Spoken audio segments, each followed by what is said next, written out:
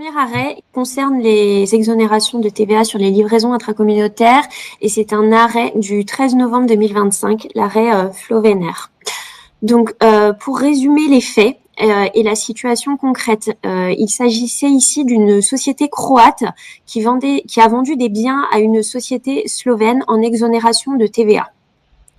Elle a justifié cette exonération par le fait qu'il s'agissait d'une livraison intracommunautaire de la Croatie vers la Slovaquie, les deux sociétés disposant de numéros intracommunautaires et étant assujetties à la TVA, donc. Et il y avait bien un flux physique de biens entre la Croatie et la Slovénie.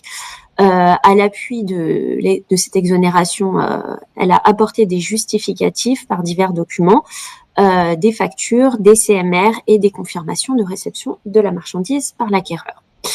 Dans le cadre d'un contrôle fiscal réalisé par l'administration croate, donc cette administration a décidé de remettre en cause l'exonération de TVA qui avait été appliquée par la société, au motif que toutes les combinaisons documentaires qui avaient été mises en place par la réforme des Quick Fixes de 2020 n'étaient pas réunies. Et voilà, donc elle a remis en cause cette exonération et elle voulait que l'opération soit taxée. Mais alors, ce qui est étonnant, c'est que l'administration n'a pas remis en cause la réalité du transport et l'a même confirmé qu'il y avait bien un transport de la Croatie vers la Slovénie. Petit rappel sur les conditions d'exonération d'une livraison intracommunautaire, puisque c'est le sujet de cet arrêt. Pour qu'une livraison intracommunautaire soit exonérée, plusieurs conditions doivent être réunies. Donc, la livraison doit être effectuée à titre onéreux. Le vendeur doit être un assujetti qui dispose d'un numéro de TVA valide, tout comme l'acquéreur qui doit également disposer d'un numéro de TVA valide dans un autre pays que celui du départ des marchandises, évidemment.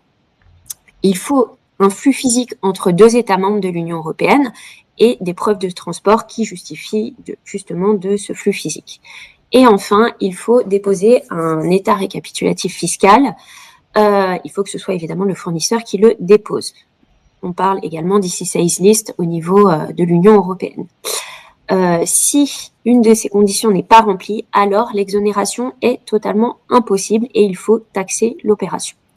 On recommande évidemment à toutes les entreprises que nous accompagnons de réaliser des cartographies de flux pour paramétrer correctement les ERP, les logiciels de comptabilité, pour pas qu'il y ait de problématiques à ce niveau-là. On peut rencontrer notamment des problématiques quand une marchandise part d'un État membre, elle est vendue à un client dans un autre État membre, mais finalement la marchandise part, par exemple, à l'exportation. Et au final, si le logiciel n'est pas correctement paramétré, on peut avoir des problématiques à ce niveau-là. Pour rappel, les Quick Fixes ont renforcé les conditions d'exonération sur deux pans, donc deux nouvelles conditions de fond. La première, c'est la validation du numéro de TVA de l'acquéreur dans la base VIES. Donc nous, ce qu'on recommande aux sociétés, c'est de vraiment faire des captures d'écran et de conserver ces documents à l'appui pour justifier en cas de contrôle fiscal l'exonération de TVA sur les livraisons intracommunautaires. Et la deuxième, c'est la condition de fond qui est d'établir un état récapitulatif fiscal, donc ICI Sales List au niveau européen ou état récapitulatif TVA au niveau français, qui est à soumettre dès le 1er euro. Donc il n'y a pas de seuil, c'est vraiment une obligation dès la première vente.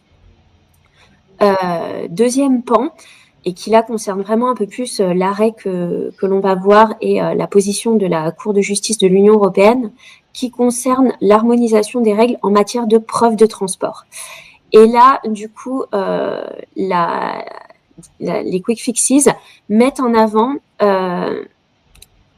des préconisations sur les preuves de transport, que le transport soit géré par le vendeur ou par l'acquéreur.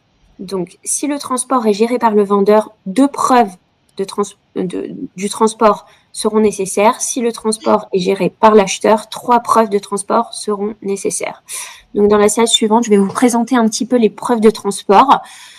Si le transport est organisé par le vendeur, donc il faudra apporter 2 preuves de la liste 1 liste 1 qui comprend CMR, connaissement, facture de fret aérien ou facture du transporteur de biens, ou une preuve de la liste 1 que je viens de mentionner et une preuve de la liste 2 qui comprend la police d'assurance, des documents bancaires qui prouvent le paiement d'expédition du transport de biens, des documents officiels délivrés par une autorité publique ou encore un récépissé délivré par un entrepositaire dans l'État membre de destination.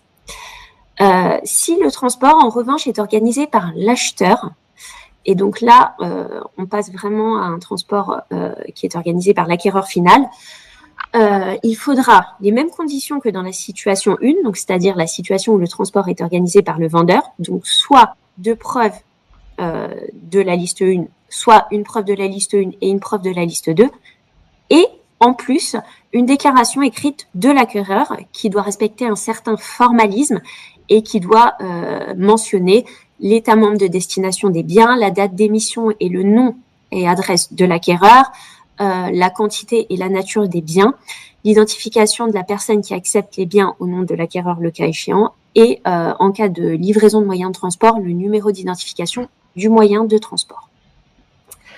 Voilà, on a passé sur les rappels des livraisons intracommunautaires. Maintenant, on va voir qu'est-ce que dans cet arrêt la Cour de justice nous dit. Elle confirme que l'approche de l'administration croate est contraire au droit de l'Union européenne, puisque l'article 45 bis des Quick Fixes crée une présomption simple relative aux preuves de transport, mais ne constitue pas une liste obligatoire que doivent apporter les assujettis. Et donc, la preuve de transport reste libre. Elle peut être prouvée par tout moyen. Et en l'occurrence, dans cet arrêt, l'exonération de TVA ne peut être remise en cause puisque justement, la société avait bien apporté toutes les preuves justificatives pour justifier de l'exonération de TVA et que le transport effectif des biens avait été prouvé et accepté par l'administration fiscale croate. Voilà, je laisse la main à Axel pour vous débriefer le deuxième arrêt.